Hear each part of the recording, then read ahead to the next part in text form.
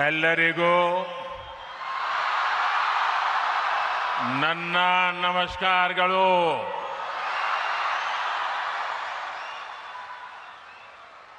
रामकृष्ण मठ और रामकृष्ण मिशन बेलूर मठ के अध्यक्ष परम पूज्य स्वामी गौतमानंद जी महाराज, श्री रामकृष्ण आश्रम मैसूरू के अध्यक्ष पूज्य स्वामी मुक्तिदानंद जी, रामकृष्ण मठ और रामकृष्ण मिशन के ट्रस्टी पूज्य स्वामी यादवेंद्रानंद जी, राज्यपाल श्री थावरचंद गहलोत जी, मुख्यमंत्री श्री डी.के. शिवकुमार जी, सांसद यदुवीर कृष्णदत्त चामराज वाडियार जी, विधायक विजेंद्र येदियुरप्पा जी, के हरीश गौड़ा जी, अन्य महानुभाव, पूज्य संतगण और भाइयों और बहनों, सर्वप्रथम मैं मैसूरू की अधिष्ठात्री देवी मां चामुंडेश्वरी को प्रणाम करता हूं। अभी 2 दिन पहले ही हम सभी ने गुरु पूर्णिमा भी मनाई है। आप सब जानते हैं, मेरी यात्रा जहां से शुरू हुई और आज मैं जहां हूं, इसमें रामकृष्ण मिशन का बहुत अहम योगदान है। मैं 3 महीने पहले हावड़ा में बेलूर मठ गया था। सभी पूज्य संतों से सत्संग करने का अवसर मिला था। मेरा सौभाग्य है कि आज मुझे फिर मैसूरू में श्री रामकृष्ण आश्रम से जुड़े संतों से, मेरे गुरु बंधुओं से मिलने का, उनसे आशीर्वाद लेने का अवसर मिला है। आप सभी की उपस्थिति की वजह से आज मैसूरू की इस पवित्र भूमि पर मुझे एक अलग ही ऊर्जा अनुभव हो रही है। मैं आप सभी संतों के चरणों में सादर प्रणाम करता हूं। साथियों, मैसूरू भारत की अनादि सांस्कृतिक चेतना का केंद्र रहा है। यहां के मंदिर, यहां की परंपराएं और उत्सव, मैसूरू का दशहरा, यहां के भव्य महल, इसका संगीत और साहित्य, भारत की विरासत इस शहर के कण कण में रची बसी है। और ये देखकर बहुत संतोष मिलता है कि इस शहर ने इस विरासत को उसी कुशलता से सहेजा भी है, संवारा भी है। श्री रामकृष्ण आश्रम और स्वामी विवेकानंद जी की स्मृतियां भी मैसूरू की विरासत का ही एक समृद्ध हिस्सा है।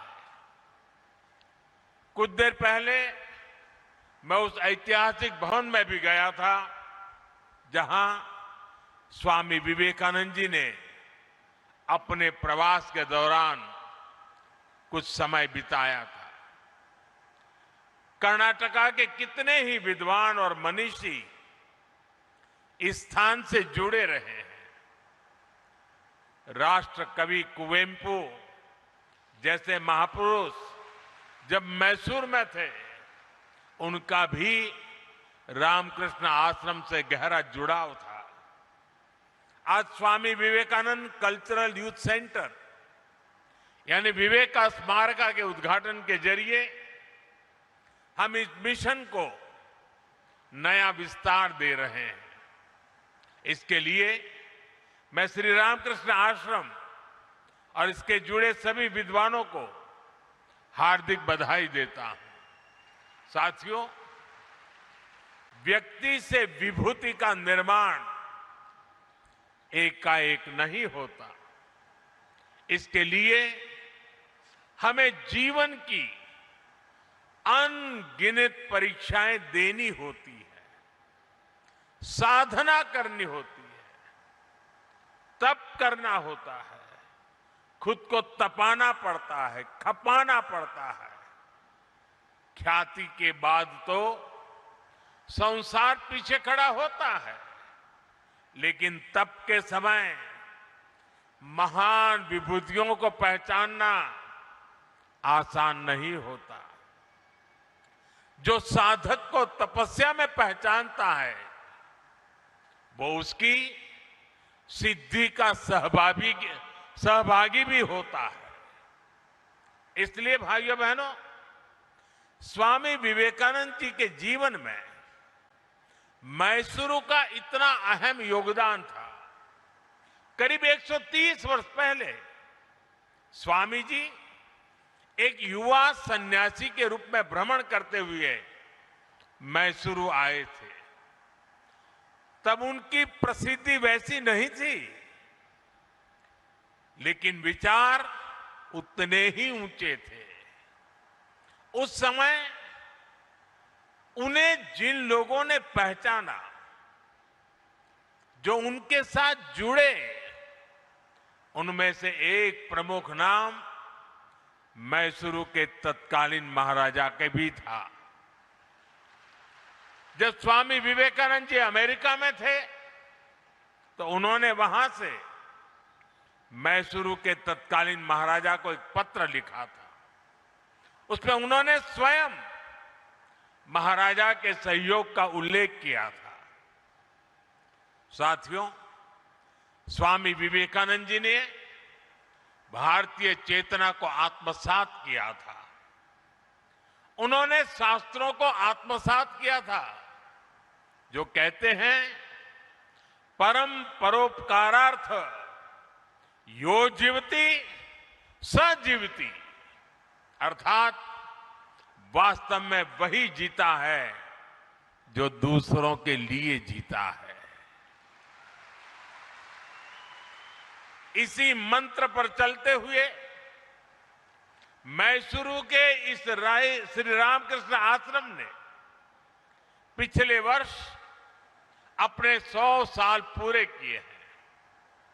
शिक्षा और स्वास्थ्य से जुड़ी सेवाएं हो या प्राकृतिक आपदा में राहत कार्य, श्री रामकृष्ण आश्रम ने स्वामी विवेकानंद जी की विरासत को जीवंत रखा है।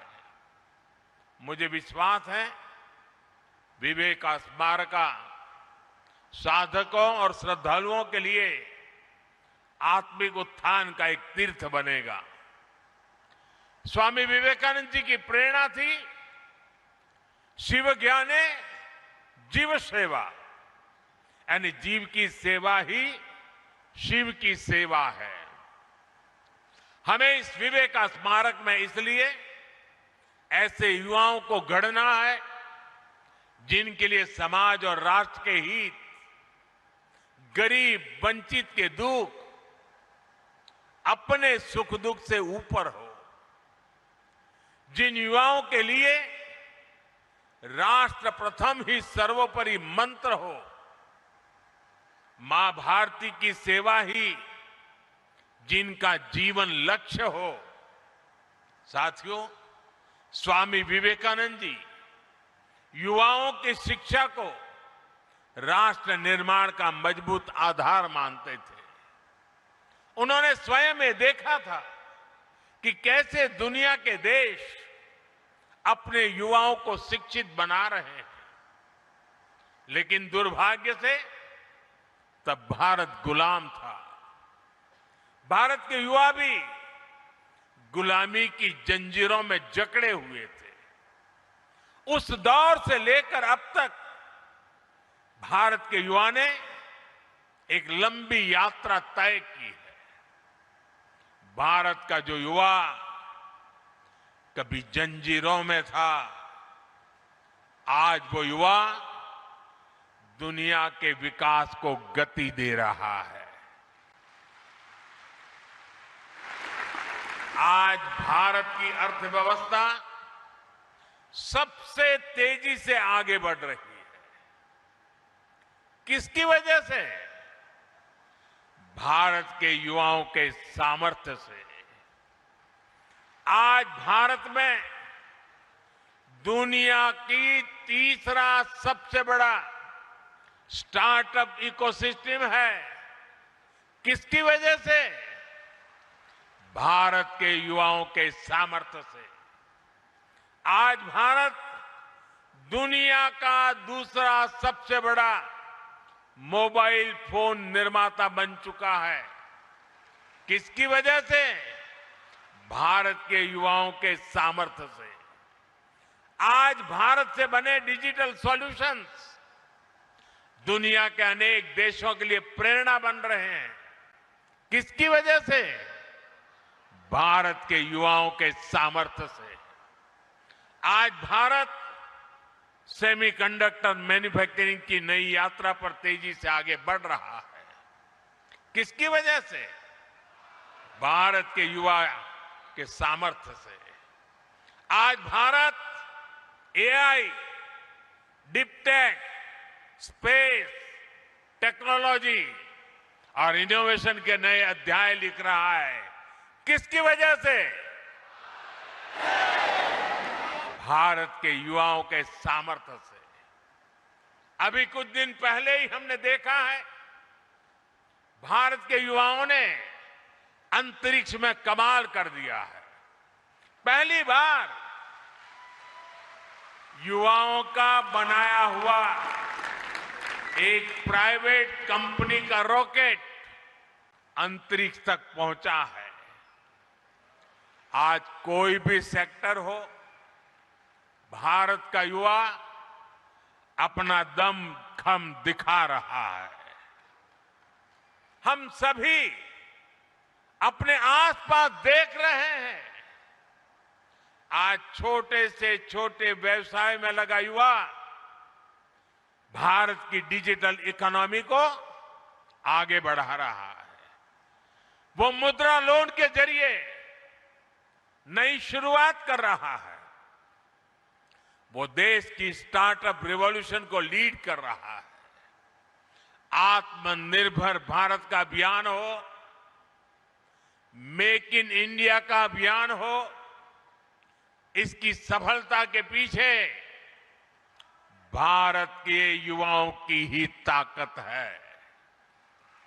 साथियों, किसी भी देश में युवाओं का सामर्थ्य तभी उस राष्ट्र की शक्ति बनता है जब उसे सही अवसर मिले, जब उसे सही दिशा मिले और जब उसे अपनी ही धरती पर बड़े सपने देखने, उन्हें पूरा करने का भरोसा मिले। और इसमें बहुत बड़ी भूमिका हमारे शिक्षा संस्थानों की होती है। मुझे खुशी है कि आज भारत में शिक्षण संस्थाओं की संख्या लगातार बढ़ रही है। पिछले 12 वर्षों में 650 से ज्यादा नई यूनिवर्सिटीज बनी है। पिछले 12 वर्षों में करीब 14,000 नए कॉलेज बने हैं।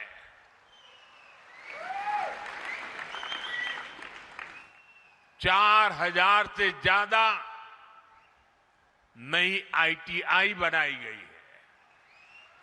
9 नए IIM, 7 नई IIT और 13 नए एम्स भी स्थापित किए गए हैं। आज देश में MBBS की सीटें करीब 1,40,000 हो चुकी है। मेडिकल कॉलेजों की संख्या बढ़कर 823 हो गई है। साथियों, एक और हम एजुकेशन इंफ्रास्ट्रक्चर को मॉडर्नाइज कर रहे हैं, साथ ही शिक्षा व्यवस्था को भी आधुनिक जरूरतों के हिसाब से ढाला जा रहा है। नेशनल एजुकेशन पॉलिसी भारत के युवाओं को 21वीं सदी के अनुरूप तैयार करने का माध्यम बन रही है। साथियों, स्कूली शिक्षा में भी बड़े स्तर पर काम हुआ है। देश भर में 14,000 से ज्यादा PM श्री स्कूल विकसित किए गए हैं। शिक्षा केवल किताबी न रहे, बच्चों में इनोवेशन और साइंटिफिक टेम्परामेंट विकसित हो, इसके लिए 10,000 से ज्यादा अटल टिंकरिंग लैब स्थापित हुई है। साथियों, स्वामी विवेकानंद जी राष्ट्र उत्थान के लिए शिक्षा के साथ साथ समानता को भी उतना ही अहम मानते थे। शिक्षा में भेदभाव न हो, अवसरों में भेदभाव न हो, आज ये देश का विजन बन गया है। आज बेटियां भी सैनिक स्कूलों में एडमिशन ले रही हैं। NDA में बेटियां राष्ट्र के लिए योगदान दे रही है। आज मेडिकल और इंजीनियरिंग जैसी पढ़ाई मातृभाषा में करने की सुविधा हो गई है। इससे भाषा के आधार पर अवसरों में होने वाले भेदभाव पर लगाम लग रही है। साथियों, युवा शक्ति का स्वास्थ्य, अनुशासित और आत्मविश्वास से भरे रहना उतना ही जरूरी है। जो देश खेलों को महत्व देते हैं, वहां के युवाओं में इन तीनों गुणों का तेजी से विकास होता है। इसलिए आज खेलों को राष्ट्र निर्माण की एक महत्वपूर्ण धारा के रूप में देखा जा रहा है। खेलो India, youth games, university games, para games और विंटर गेम्स जैसे आयोजनों ने देश भर के युवाओं को अपनी प्रतिभा दिखाने का मंच दिया है। आज देश भर में आधुनिक स्पोर्ट्स इंफ्रास्ट्रक्चर का विस्तार हो रहा है। खेलो इंडिया सेंटर के माध्यम से सुविधाएं बढ़ रही है। गांवों से लेकर छोटे शहरों तक नई प्रतिभाओं की पहचान की जा रही है। और साथियों, आज इस अभियान के परिणाम भी साफ साफ दिखाई दे रहे हैं। अंतर्राष्ट्रीय खेल प्रतियोगिताओं में भारत का प्रदर्शन बेहतर होता जा रहा है। हमारे खिलाड़ी नए नए कीर्तिमान बना रहे हैं। हमारी बेटियां देश का गौरव बढ़ा रही हैं। साथियों, स्वामी विवेकानंद जी की तरह हमें विवेक का स्मारक बड़े उद्देश्य के लिए कार्य करने की प्रेरणा देता है। ऐसे स्थान पर मैं हमारे युवाओं से आग्रह करना चाहता हूं। साथियों, मैसूरू को अक्सर भारत के सबसे स्वच्छ शहरों में स्थान मिला है। मैं इसके लिए यहां के लोगों को हृदय से बधाई देता हूं। क्या इस अवसर पर हम ये संकल्प ले सकते हैं कि भविष्य में स्वच्छता के संकल्प को निरंतर मजबूत करते रहेंगे? हमें यहां की प्राकृतिक संपदाओं को संरक्षित करना चाहिए। हमें पर्यावरण से जुड़े संकल्प लेने चाहिए। हमें पानी की हर बूंद बचाने के लिए मिशन मोड में काम करना होगा। साथियों, आज ही यहां वाल्मीकि रामायण के कन्नड़ा अनुवाद का विमोचन भी हुआ है। मैं कन्नड़ा भाषा से जुड़ी एक अपील भी करना चाहता हूं। कर्नाटका महान लेखक और कवियों की धरती है। कन्नड़ा भाषा, कन्नड़ा भाषी लोग हमेशा से पढ़ने की संस्कृति के लिए जाने जाते हैं। स्मार्टफोन के इस युग में इस स्वभाव को और बढ़ावा मिलना चाहिए।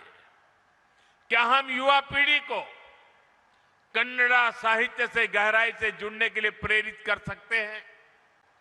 साथियों, मैसूरू अपने सिल्क, चंदन और हस्तशिल्प के लिए प्रसिद्ध है।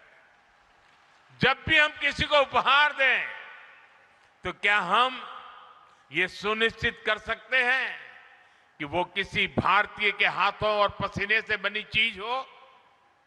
इससे हमारी संस्कृति को बढ़ावा मिलेगा, साथ ही एक और परिवार को आर्थिक सहायता भी मिलेगी।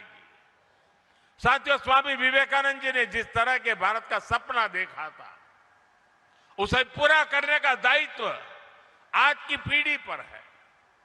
मुझे विश्वास है विवेका स्मारक इसके लिए एक ऊर्जा स्रोत का काम करेगा। मैं एक बार फिर यहां एकत्र पूज्य संत जनों, गुरु बंधुओं और मैसूरू के लोगों को नमन करते हुए मेरी वाणी को विराम देता हूं। आप सबका बहुत बहुत धन्यवाद।